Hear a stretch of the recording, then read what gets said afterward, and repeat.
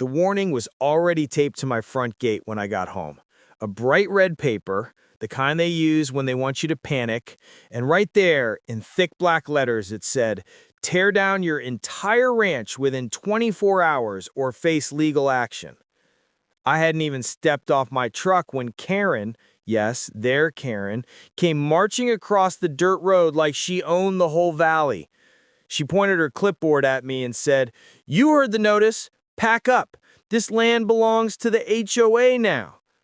Her voice shook like she couldn't wait to see me break. I stared at her, trying not to laugh. "Carolyn, this ranch has been in my family for 60 years. But she didn't care. She started recording me with her phone, saying I was trespassing on my own land. Then she made the twist even bigger. "We're raising rent for all properties starting today. Everyone pays triple. And you," she poked my chest with one manicured nail, "you will pay 10 times more, or you leave." Behind her, a few other HOA board members stood watching, smirking like this was all some show for them. One of them whispered, "He'll be gone by sunrise." Another added, "He won't fight us. He can't." They didn't know I had left town for 2 weeks because my lawyer called me with something huge, something they never saw coming. But I kept quiet. I let Karen rant.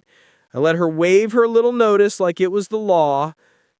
She even threatened to bring HOA enforcement officers at night if I didn't start tearing down my barn immediately. I walked past her and gently peeled their fake notice off my gate.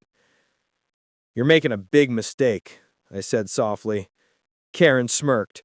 "No, you made the mistake the day you thought you could live here without our permission." I didn't argue. I didn't raise my voice. I just locked the gate behind me and whispered to myself the line that kept me calm. They have no idea who actually owns this land now. And the next 24 hours, we're about to flip their entire world upside down. I barely slept that night, not because of fear, but because every hour that passed made the surprise even sweeter. Before sunrise, I heard engines outside, 3 SUVs rolling up the dirt road like some dramatic movie entrance. Karen stepped out first, wearing a reflective vest that she clearly bought just to feel important. Behind her were 2 men in dark uniforms with HOA enforcement patches that looked like they'd been ironed on that morning. She slammed her fist on my gate. "Open up. You're already in violation. We're here to start demolition." One of the fake officers held bolt cutters, acting tough but shaking like a leaf. I walked out slowly, sipping coffee, pretending to still be half asleep. "You really brought back up?" I asked. Karen lifted her chin. "We don't need the real police when we have authority here." Then she snapped her fingers at her fake officers. "Cut the lock." The moment the bolt cutters touched my gate, a black truck pulled up behind them. The men jumped back when they saw the logo on the door, my lawyer's firm. Karen froze as Attorney Collins stepped out with a folder thicker than her HOA rulebook. He didn't even look at her. He just handed me the folder. "Everything is finalized. Congratulations." Karen blinked. What is that?" I opened the folder and held up the top document. "Land title. Updated yesterday." Her face went pale. I stepped closer, lowering my voice just enough for her board members to lean in. "Not only does my family still own this ranch, but every rental property, road, and facility you use sits on this land." Karen's mouth opened, but nothing came out. "One more thing," my lawyer added. "As of midnight, the HOA lease expired. You were supposed to renegotiate it months ago, but you ignored all notices." The fake officers slowly removed their hands from the bolt cutters.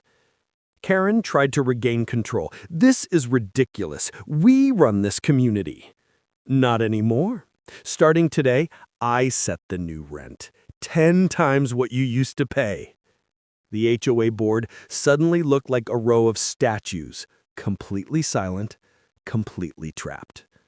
Karen finally snapped. "You can't do this. We'll fight you." You already did," I said, stepping back toward my porch. "And you lost." The wind carried her shaky breath as she whispered, "This isn't over." But even she could feel it. It was already over. Karen didn't leave. She stood in the middle of the dirt road like she was guarding a castle that wasn't hers anymore. The HOA board huddled behind her, whispering frantically, trying to figure out how everything flipped overnight. I could hear bits and pieces. "Call the county. Stall him. We need time." But I knew none of it would help them now. When I walked back to my truck, Karen rushed toward me. "We're not paying you anything," she snapped. "The HOA doesn't take orders from ranch people."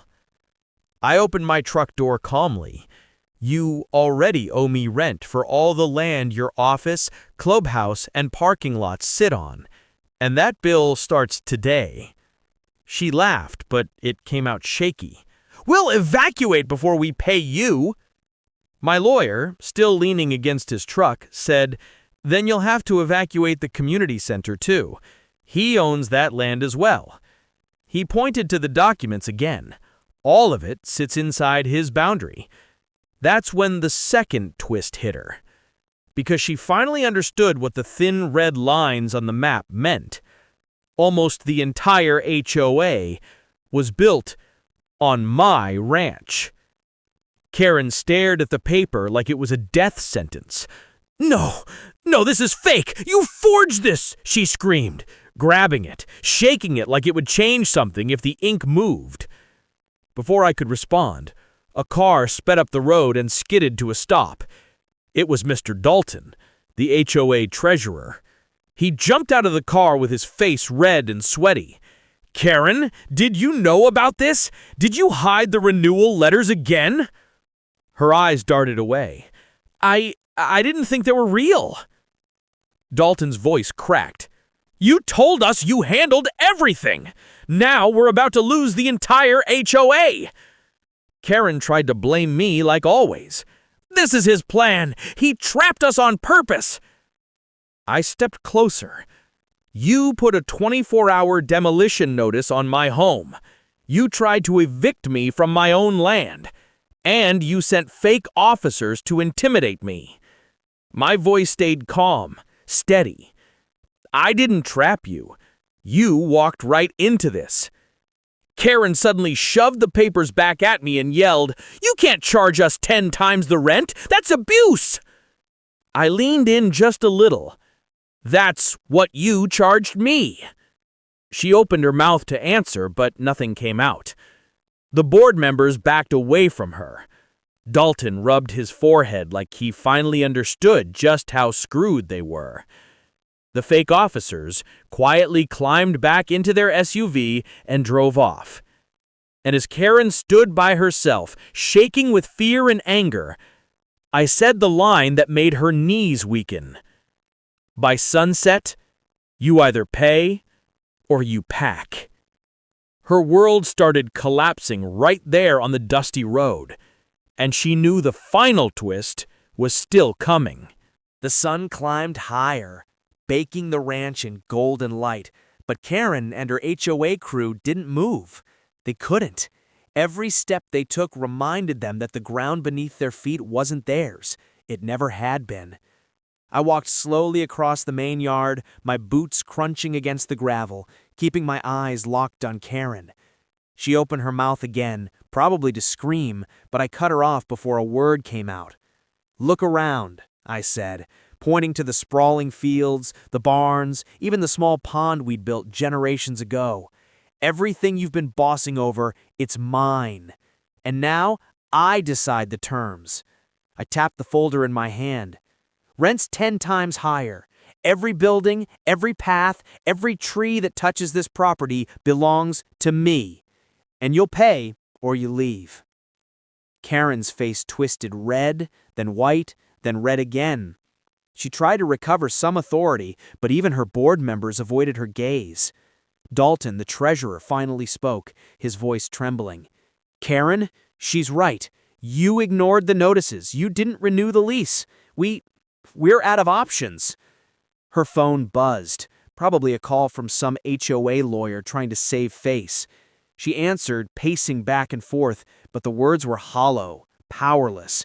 I could almost see the panic building behind her entitled eyes.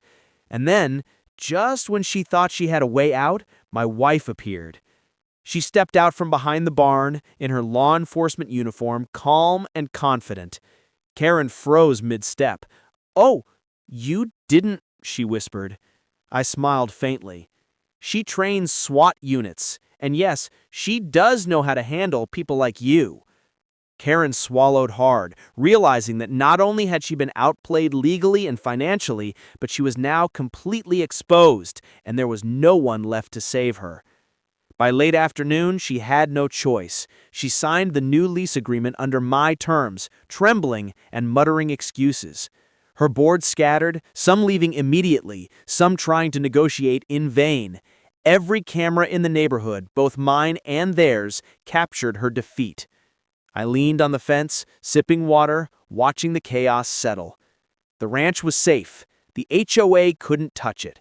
And I finally whispered aloud, loud enough for the wind to carry it, "Never underestimate who actually owns the land." And with that, Karen's reign of entitlement ended, not with violence, but with the law, strategy, and a little bit of poetic justice.